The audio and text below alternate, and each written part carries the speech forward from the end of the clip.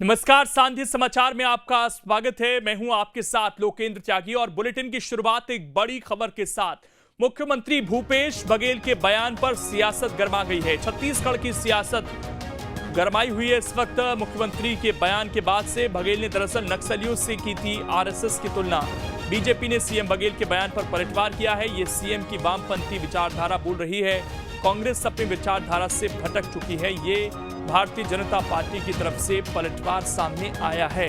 तो नक्सलवाद से आरएसएस की तुलना की गई थी, जिसके बाद अब भारतीय जनता पार्टी ने भी निशाना साधा है और ये कहा है कि कांग्रेस की जो आइडियोलॉजी थी उसको वो पूरी तरीके से भूल चुकी है और वामपंथी जो विचार हैं वो यहां पर दिखाई दे रहे हैं कांग्रेस पार्टी के। भूपेश बघेल बड़ा चेहरा कांग्रेस के इस वक्त न सिर्फ छत्तीसगढ़ की राजनीति में वो सबसे शीर्ष पर हैं, बल्कि केंद्र की राजनीति में भी उनकी एक धमक है और ऐसे में उनकी तरफ से सीधे सीधे आरएसएस को अटैक किया गया और ये कहा गया कि आरएसएस पूरी तरीके से नागपुर से कंट्रोल होता है, जैसे नक्सलवाद आंध्र प्रदेश या तेलंगाना से कंट्रोल होता है और छत्तीसगढ़ में ज़्यादा इसका कोई वर्चस्व नहीं है।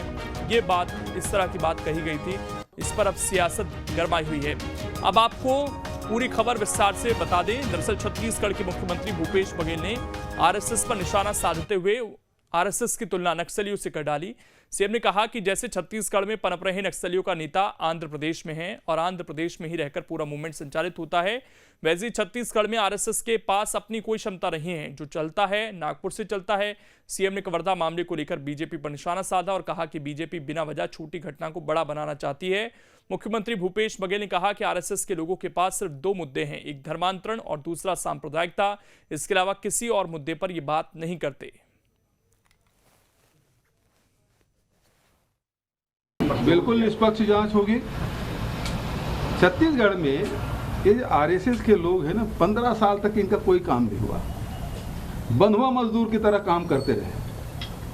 आज भी इनकी कोई नहीं चलती, वो सब नागपुर से संचालित होते हैं। जैसे नक्सलियों का जो नेता है ना, वो आंध्र प्रदेश, तेलंगाना और दूसरे प्रदेशों में है और यहाँ के लोग केवल गोली चलाने और गोली खाने का काम करते हैं। उसी प्रकार से आरएसएस की भी स्थिति यही है कि यहाँ आरएसएस की कोई लोगों की कोई बखत नहीं है, जो कुछ है वो नागपुर से।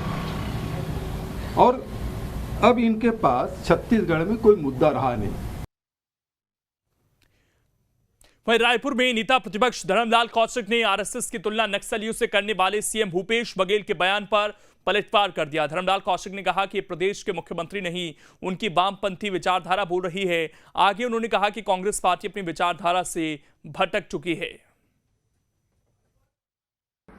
जिस प्रकार से प्रदेश के मुख्यमंत्री संघ और नक्सलवाद की जो तुलना करते हैं, वास्तविक में भूपेश बघेल जी नहीं बोल रहे हैं, उनके वामपंथी विचारधारा बोल रही है। क्योंकि कांग्रेस की जो मूल विचारधारा है, कांग्रेस उससे हट गई है। गांधीवादी विचारधारा से कांग्रेस भटक गई है। पूरे हिंदुस्तान में आज कांग्रेस अंतरकलह से जूझ रही है, कांग्रेस सिमट रही है। और हमारे सहयोगी अंकुश इस वक्त जुड़ गए हैं ज्यादा जानकारी के साथ। अंकुश, एक बड़ा बयान मुख्यमंत्री की तरफ से और जिस तरीके से बीजेपी ने इस पर रिएक्ट किया है, कांग्रेस अपनी विचारधारा से भटक चुकी है, बड़ा बयान दोनों तरफ से देखने को मिला है।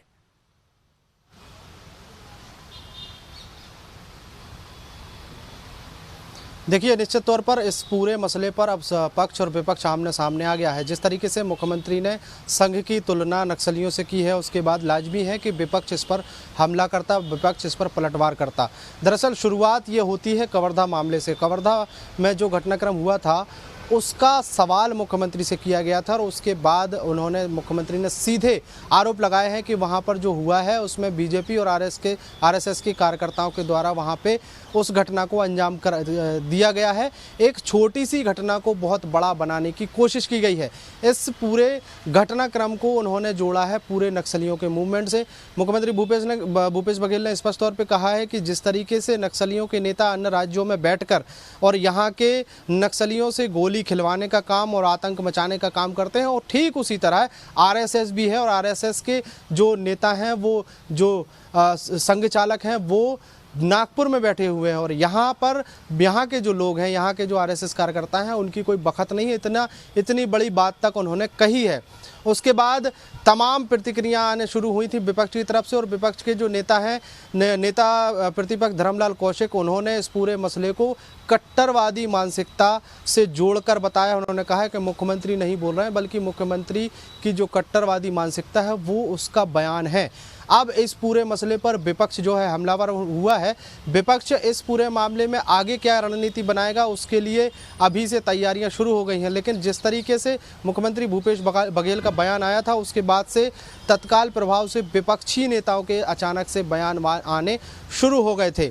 अब चूंकि मसला जुड़ा हुआ है संघ से, मसला जुड़ा हुआ है नक्सलियों से, तो ऐसे में ये पूरा मामला बढ़ता हुआ दिख रहा है और स्पष्ट तौर पे देखा जा सकता है कि ये मामला भी अब शांत होते हुए नहीं दिखेगा। अंकुश, जिस तरह की बयानबाजी हो रही है, क्योंकि कवर्धा में ऐसे हालात बन गए थे कि कर्फ्यू तक लगाना पड़ा वहां पर, ये कहीं हालात बिगाड़ने वाले बयान साबित ना हो जाएं। जिस तरीके से इस मामले को ना तो अभी छोड़ा जा रहा है और बयानबाजी भी लगातार हो रही है।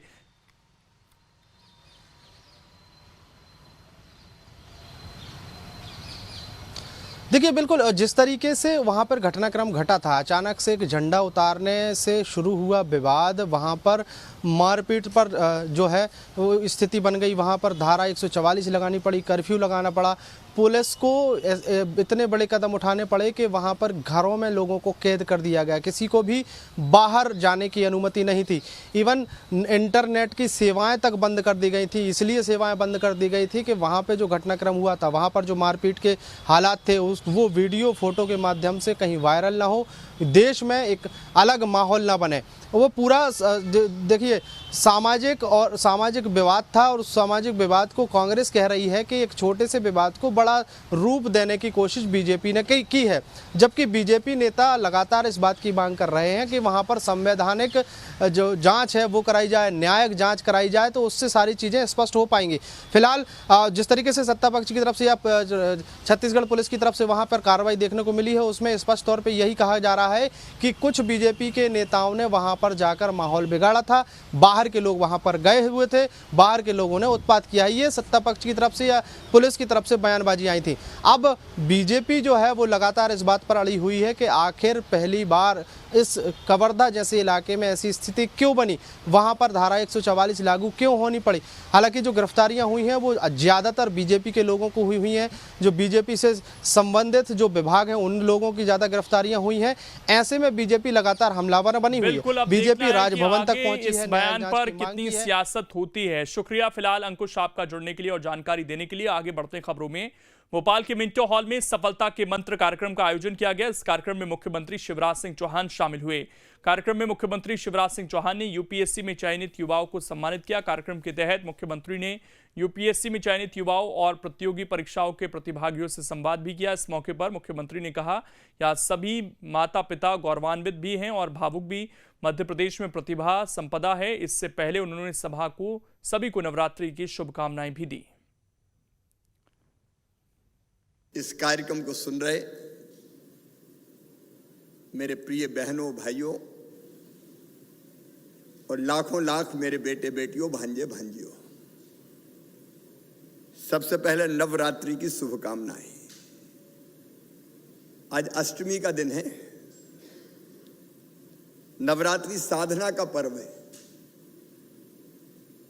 ये एनर्जी रीगेन करने के दिन है। मैं जब मुख्यमंत्री नहीं था तो नवरात्रि में 9 दिन मौन व्रत रखता था, सांसद रहते हुए भी। और मैं कोशिश ये करता था कि इन 9 दिनों में मैं साल भर के लिए ताकत इकट्ठी कर लूं, शक्ति इकट्ठी कर लूं। अष्टमी का दिन हमने इसलिए चुना कि मैं पूरे मध्य प्रदेश के बेटा बेटियों को आपके माध्यम से प्रेरित कर सकूं। यह आपका अभिनंदन तो है ही, लेकिन बाकी के लिए प्रेरणा है कि जब तुम बन सकते हो तो वो क्यों नहीं आगे बढ़ सकते।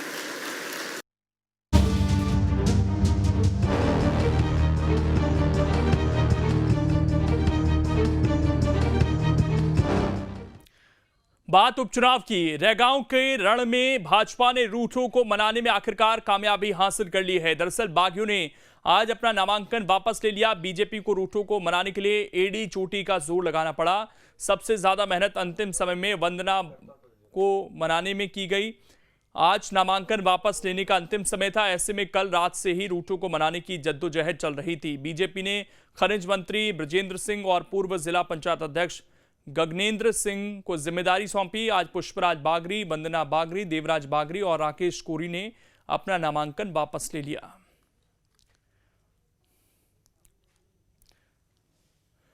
वहीं पूर्व सीएम कमलनाथ के बयान पर पलटवार करते हुए बीजेपी प्रदेश अध्यक्ष वीडी शर्मा ने कहा कि जिस निक्कर की बात कमलनाथ कर रहे हैं वही निक्कर पहनकर ही कार्यकर्ताओं ने आरएसएस को विश्व का सबसे बड़ा सामाजिक संगठन बनाया है।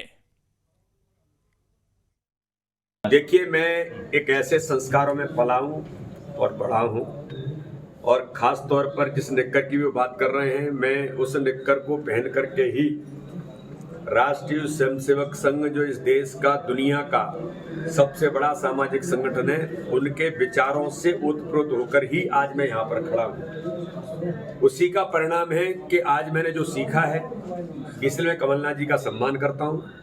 वो वरिष्ठ नेता हैं, 60 वर्ष से ऊपर भी शायद हो गए हैं। तो हमारे यहाँ कहा भी जाता है कि जब उम्र ज़्यादा हो जाती है तो थोड़ा शब्द अच्छा नहीं है, मैं उस शब्द का उपयोग नहीं करूँगा, तो हो सकता है उसका प्रभाव हो।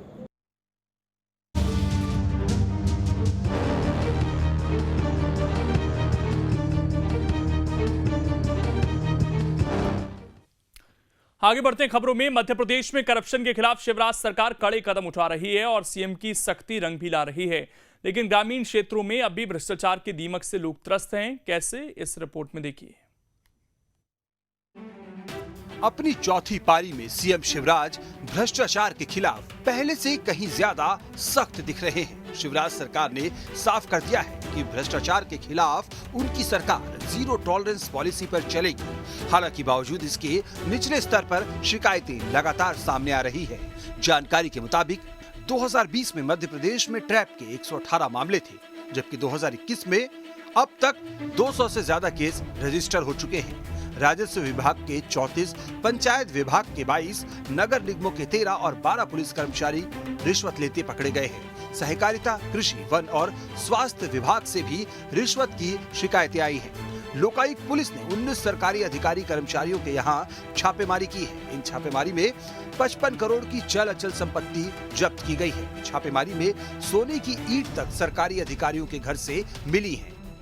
भ्रष्टाचार करने वाला कहीं भी हो और किसी स्तर का भी हो, एम्स का डायरेक्टर पकड़ा, वो ग्रामीण तो नहीं था, भोपाल का था। तो जहाँ भी शिकायत आएगी वह कानून अपना काम करेगा और किसी को बख्शा नहीं जाएगा। हालांकि जानकारों का कहना है कि ग्रामीण, खासकर किसानों से संबंधित मामलों में करप्शन अब भी फल फूल रहा है। मध्य प्रदेश में पिछले कुछ दिनों में हम देख रहे हैं कि लोकायुक्त पुलिस, विशेष पुलिस स्थापना और आर्थिक अपराध ब्यूरो भ्रष्टाचार के केसों में सतत कार्रवाई कर रहा है, और इन कार्रवाई में जो रिश्वतखोरी के जो मामले आए हैं वो ग्रामीण क्षेत्रों से अधिक हैं, जहां की विकासकारी जो योजनाओं को संचालित करने वाले जो विभाग हैं उनके अधिकारी कर्मचारी ट्रैप हो रहे हैं। ग्रामीण क्षेत्रों में जागरूकता की कमी है, सरकार से संवाद की कमी है, जिसका फायदा ही उठाते हैं। मतलब शिवराज सरकार करप्शन के खिलाफ जीरो टॉलरेंस के अपने स्टैंड पर दृढ़ता से खड़ी है, लेकिन शहरी क्षेत्रों की तरह ग्रामीण क्षेत्रों में भी फोकस बढ़ाए जाने की जरूरत है, जिससे भ्रष्टाचार के दीमक को शहर हो या गांव जड़ से मिटाया जा सके। लोकायुक्त की विशेष स्थापना, पुलिस की कार्यकुशलता कहें या मध्य प्रदेश के सरकारी अधिकारी कर्मचारियों का हम नहीं सुधरेंगे का रवैया, लेकिन ये सही है कि मध्य प्रदेश में सर्वाधिक लोग रिश्वत लेते रंगे हाथों पकड़े जा रहे हैं। इसमें भी सर्वाधिक लोग वो हैं जो ग्रामीण क्षेत्रों की सेवाओं से जुड़े हुए हैं। राजस्व विभाग, पंचायत विभाग ऐसे विभाग हैं जिनमें अधिकारी कर्मचारी रिश्वत लेते हुए पकड़े जा रहे हैं, लेकिन फिर भी सुधरने का नाम नहीं ले रहे। मुख्यमंत्री मंच से चेतावनियां दे रहे हैं, लगातार कार्रवाइयां चल रही हैं, लेकिन फिर भी भ्रष्टाचार के अधिकांश मामले मध्य प्रदेश में सामने आ रहे हैं। वीडियो जर्नलिस्ट हिमांशु के साथ नितेंद्र शर्मा, न्यूज स्टेट भोपाल। वहीं मध्य प्रदेश में निकाय चुनाव से संबंधित तमाम याचिकाओं की सुनवाई अब मध्य प्रदेश हाईकोर्ट की मुख्य पीठ जबलपुर में होगी। हाईकोर्ट ने दिशा निर्देश देते हुए इंदौर और ग्वालियर खंडपीठ में विचाराधीन निकाय चुनाव से संबंधित सभी याचिकाओं को जबलपुर बुलवा लिया है और इन सभी याचिकाओं पर एक साथ 28 अक्टूबर को सुनवाई की जाएगी। आपको बता दें कि मध्य प्रदेश में निकाय चुनाव से संबंधित याचिकाएं इंदौर और ग्वालियर खंडपीठ में विचाराधीन है। निकायों में आरक्षण की प्रक्रिया को चुनौती देने वाली याचिकाओं पर ग्वालियर और इंदौर हाईकोर्ट ने अंतिम रोक भी लगाई है। ऐसे में निकाय चुनाव में कानूनी अड़चनें बनी हुई हैं। 2018-19 के बाद से सभी नगरीय निकाय और पंचायतों के समय सीमा समाप्त हो चुकी है। हम चुनाव कराने के लिए पहले भी पूर्णतः तैयार थे। हमने अपनी प्रिपरेशन भी कोर्ट के समक्ष रखी है और हमने ये भी बात रखी है कि अगर हम दिसंबर माह में चुनाव नहीं कराते हैं तो ये एक वैधानिक प्रश्न उत्पन्न होगा कि जनवरी में हमको कानून अनुसार रिवीजन ऑफ वोटर लिस्ट करनी होगी। तो ऐसी स्थिति में ऑब्वियसली मार्च तक ये चुनाव बढ़ सकते हैं। तो हमने सारी चीज़ें माननीय कोर्ट के समक्ष रखी हैं। माननीय उच्च न्यायालय ने सभी याचिकाओं को मुख्य पीठ जबलपुर में बुलाया है। बिलासपुर पहुंचे मुख्यमंत्री भूपेश बघेल ने कोयला संकट के मुद्दे पर केंद्र सरकार को आड़े हाथ लिया। उन्होंने कहा कि एक तरफ केंद्र सरकार कहती है कि कोयले का कोई संकट नहीं, वहीं दूसरी तरफ कई राज्यों में पावर प्लांट बंद हो रहे हैं। केंद्रीय कोयला मंत्री को छत्तीसगढ़ आना पड़ रहा है। ऐसे में दोनों बातें विरोधाभासी हैं। छत्तीसगढ़ में कोयला संकट पर भी सीएम बघेल ने बात की। उन्होंने कहा कि प्रदेश में कोयले का कोई संकट न हो, इसके लिए अधिकारियों से बात की गई है। एक तरफ भारत सरकार ये कहती है कि कोयले की कोई संकट नहीं है, लेकिन दूसरी तरफ पावर प्लांट विभिन्न राज्यों में बंद हो रहे हैं और आज कोयला मंत्री छत्तीसगढ़ आए हैं, कोरबा भी जा रहे हैं। तो ये दोनों बयान है विरोधाभासी है। जहाँ तक छत्तीसगढ़ के सवाल है तो छत्तीसगढ़ में हमने यहाँ के ACCL के अधिकारियों से और रेलवे के अधिकारियों से बात की है और यहाँ कोयले के पूर्ति के लिए और ट्रांसपोर्टिंग में किसी प्रकार की बाधा नहीं होनी चाहिए, ये मैंने स्पष्ट रूप से कह दिया है। कोयला संकट से घिरे वेस्टर्न कोल फील्ड के सिर पर और मुसीबत मंडराती दिख रही है। दरअसल खनिज विभाग ने पेच और कान्हान प्रबंधन से रॉयल्टी और टैक्स के 51 करोड़ रुपए बकाये की मांग की है। फिलहाल इस बकाया के लिए वेस्टर्न कोलफील्ड लिमिटेड के अधिकारियों ने बातचीत शुरू कर दी है। खनिज विभाग के सूत्रों के मुताबिक पेच और कन्हान एरिया में करीब 53 कोयला खदानों के लिए सरकार से लीज ली गई थी। फिलहाल मजे की बात यह है कि कोयला उत्पादन के संकट से जूझ रही वेस्टर्न कोलफील्ड लिमिटेड खनिज विभाग को बकाया राशि का भुगतान कब कर पाती है।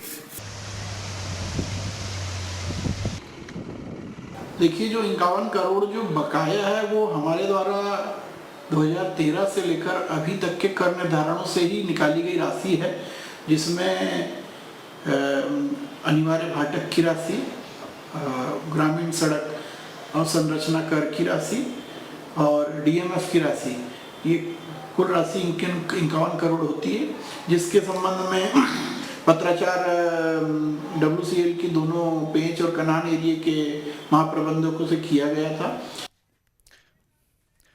खाद्य वितरण को लेकर ग्वालियर चंबल अंचल में किसान परेशान नजर आ रहे हैं। ग्वालियर के रेस कोर्स रोड पर MP एग्रो इंडस्ट्रीज डेवलपमेंट के खाद्य केंद्र पर पर्याप्त DAP खाद नहीं मिलने से किसान परेशान हैं। किसानों का कहना है कि उन्हें एक खाते पर सिर्फ 5 बोरी DAP मिल रहा है। यूरिया की कमी नहीं है, लेकिन पर्याप्त DAP नहीं होने के चलते उन्हें परेशानी का सामना करना पड़ रहा है। 5 बोरी DAP से केवल 5 बीघा खेती हो सकती है।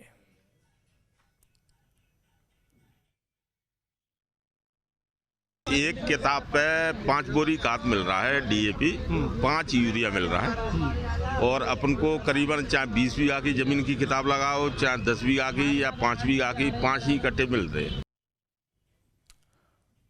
बस्तर ग्राम पंचायत को नगर पंचायत बनाए जाने के विरोध में करीब 300 आदिवासी बस्तर से पैदल चलकर रायपुर पहुंचे। इनकी मांग है कि सरकार नगर पंचायत बनाने का फैसला वापस ले, क्योंकि नगर पंचायत बनने से आदिवासियों के अधिकारों का हनन होता है, उन पर टैक्स का दबाव बढ़ता है। पदयात्रा में पहुंचे आदिवासियों ने राज्यपाल से मुलाकात की। मौके का जायजा लिया हमारे सहयोगी अंकुश शर्मा ने।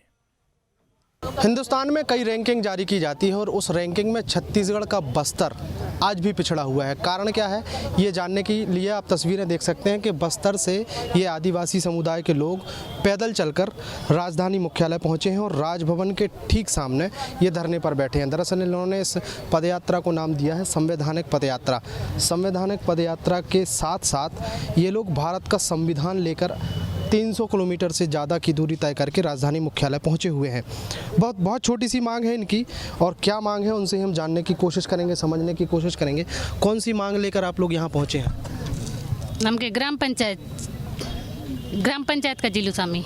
क्यों ग्राम पंचायत क्यों बनवाना चाहते हैं? पहले से नगर पंचायत हो गई तो हमें नगर पंचायत में उन सुविधा नहीं मिले जो उनकी ग्राम पंचायत में मिलते रहे। आगे नगर पंचायत में सुविधा नहीं मिल रही है जो ग्राम पंचायत में मिलती थी। आप लोग इतनी दूर से पैदल चलकर सिर्फ यही मांग लेकर आए? जी, हम लोग शासन प्रशासन को कई बार अवगत कराया है, सिर्फ आश्वासन ही मिला है। नगर पंचायत जो नगर पालिका अधिनियम है इसको, यानी कि हम जो भी है ये नगर पंचायत, इससे हम लोग त्रस्त आ चुके हैं। यहाँ के आदिवासी, जो बस्तर क्षेत्र के आदिवासी सब थक गए हैं उस प्रशासन से, उस प्रशासन व्यवस्था से, इसीलिए उसका विखंडन कर हमको पुनः ग्राम पंचायत की मांग है। राजभवन आप लोग पहुँचे हैं, धरने पर बैठे हैं। अभी भी अगर आप लोगों की मांग पूरी नहीं होती तो आप आगे क्या करेंगे? 300 किलोमीटर से ज़्यादा की दूरी तो आप पहले तय कर चुके हैं। जब तक हमारी मांग पूरी नहीं होगी हम राजभवन से वापस नहीं जाएंगे घर। ये बस्तर के आदिवासी हैं और अड़ चुके हैं, और अड़ गए हैं। अड़े क्यों हैं? ये बैनर थोड़ा सा ऊपर उठाएंगे, हम आपको समझाने की कोशिश करेंगे। संवैधानिक पदयात्रा का नाम दिया गया है इसको, और बस्तर से राजभवन रायपुर तक ये पदयात्रा निकाली गई है। दरअसल नगर पंचायत बस्तर से 7 वार्डों को पृथक करके फिर से ग्राम पंचायत बनाने की ये मांग कर रहे हैं। भारतीय संविधान के अनुच्छेद का भी इसमें हवाला दिया गया है, और उसमें कहा गया है कि अनुसूचित क्षेत्र जो है वो किसी भी भाग को लागू नहीं हो सकता है। ऐसे में जो अनुच्छेद का हवाला इन्होंने दिया है वो जायज़ इसलिए है क्योंकि उस क्षेत्र में टैक्स नहीं भर पा रहे हैं। कई तरह की समस्याएं हैं जो प्रशासनिक तौर पर ये पूरी नहीं कर पाते। यही कारण है कि अब ये विकसित तो हुए थे लेकिन अब ये फिर से पिछड़ने की मांग कर रहे हैं। वीडियो जर्नलिस्ट ताकेश्वर के साथ अंकुश शर्मा, न्यूज स्टेट रायपुर। मध्य प्रदेश के 62 विभागों में 1 लाख लोगों की सीधी भर्ती का लगातार विरोध हो रहा है। इसी कड़ी में नियमितीकरण की मांग कर रहे सहायक कर्मी, कंप्यूटर ऑपरेटर, दैनिक वेतनभोगी, संविदा कर्मचारी, आंगनबाड़ी कार्यकर्ता और सहायिका बड़ा आंदोलन करने जा रहे हैं। इनका आरोप है कि सरकार 62 विभागों में 1 लाख पदों पर सीधी भर्ती कर रही है, जबकि पहले से यहां काम कर रहे कर्मचारियों को स्थायी करना चाहिए। इसी के चलते 22 अक्टूबर को भोपाल के नीलम पार्क में कर्मचारी मंच बड़ा आंदोलन करने जा रहे हैं। कर्मचारी मंच के अध्यक्ष ने कहा कि अपनी 8 सूत्रीय मांगों को लेकर यह प्रदर्शन उपचुनाव वाले क्षेत्रों में भी किया जाएगा। हम 22 अक्टूबर 2021 को विशाल जंगी प्रदर्शन और धरना देकर मुख्यमंत्री जी को यही अवगत कराना चाहते हैं कि रिक्त पद जो 1 लाख से अधिक 62 विभागों में है उसमें स्थायी कर्मियों की नियुक्ति की जाए, संविदा कर्मचारियों को नियुक्ति दी जाए, कंप्यूटर ऑपरेटर को नियुक्ति दी जाए, आंगनवाड़ी कार्यकर्ता को नियुक्ति दी जाए। उनको नियुक्ति देने की बजाय सीधी भर्ती सरकार कर रही है, जिसका मध्य प्रदेश कर्मचारी मंच पुरजोर विरोध कर रहा है। मध्य प्रदेश में डीजल और पेट्रोल के लगातार बढ़ते दामों का असर अब सब्जी बाजार पर दिखने लगा है। जबलपुर में सब्जी के दाम आसमान छू रहे हैं। प्याज 50 रुपए किलो पहुंच चुके हैं तो आलू भी 30 रुपए किलो बिक रहा है। वहीं टमाटर 60 रुपए किलो में जनता खरीदने को मजबूर है। बढ़ती महंगाई का जायजा लिया हमारे सहयोगी दुर्गेश कुमार ने। मध्य प्रदेश में लगातार बढ़ते डीजल और पेट्रोल के दाम ने महंगाई में आग लगा दी है। इसका असर अब सब्जियों के दाम पर भी साफ देखने को मिलने लगा है। इस वक्त मैं जबलपुर की एक सब्जी मंडी में मौजूद हूं और यहां पर जो सब्जी के दाम हैं वो आज के दिन में जिस तरीके से दाम होते थे उससे कहीं ज़्यादा नज़र आ रहे हैं। टमाटर, आलू, प्याज जो सबसे प्रमुख सब्जियां हैं उनके रेट आसमान छू रहे हैं। इसके पीछे वजह बहुत सारी हैं, लेकिन मुख्य वजह जो बताई जा रही है वो डीजल ही है, क्योंकि डीजल के दाम बढ़ने से ट्रांसपोर्टेशन का चार्ज बढ़ा है और उसकी वजह से सब्जियों के दामों में इजाफा हो गया। हमारे साथ कुछ व्यापारी मौजूद हैं। कितना दाम में बढ़ोतरी आप देख रहे हैं इस समय और क्या वजह मानते हैं उसके पीछे? भैया वजह तो ट्रांसपोर्टेशन साफ साफ दिख रहा है और हर सब्जियों में 10 से 20 रुपए किलो में पर किलो में बढ़ा हुआ है।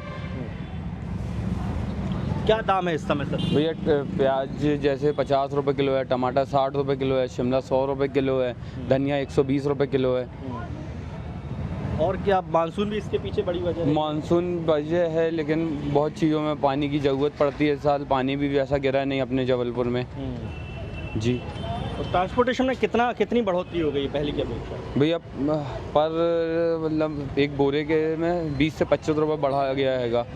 बिल्कुल स्वाभाविक बात है, जब इतना दाम बढ़ेगा तो उसका असर बाकी चीज़ों पर भी साफ देखने को मिलेगा। और लगातार ये जो दाम बढ़ रहे हैं उसके पीछे कहीं ना कहीं महंगाई जिम्मेदार है, डीजल के दाम जिम्मेदार है, क्योंकि लगातार यदि ये महंगाई बढ़ती जाएगी तो दाम और बढ़ेंगे। हालांकि सर्दी का सीज़न शुरू होने वाला है, आने वाले दिनों में उम्मीद है कि जब लोकल सब्जियां आने लगेंगी तो शायद कुछ दाम में अंतर आए, लेकिन डीजल के दामों में कैसे लगाम लग पाएगी? और अगर डीजल के दाम बढ़ेंगे तो इन दामों पर भी रोक लगना नामुमकिन नजर आता है। दुर्गेश कुमार, स्टेट, जबलपुर।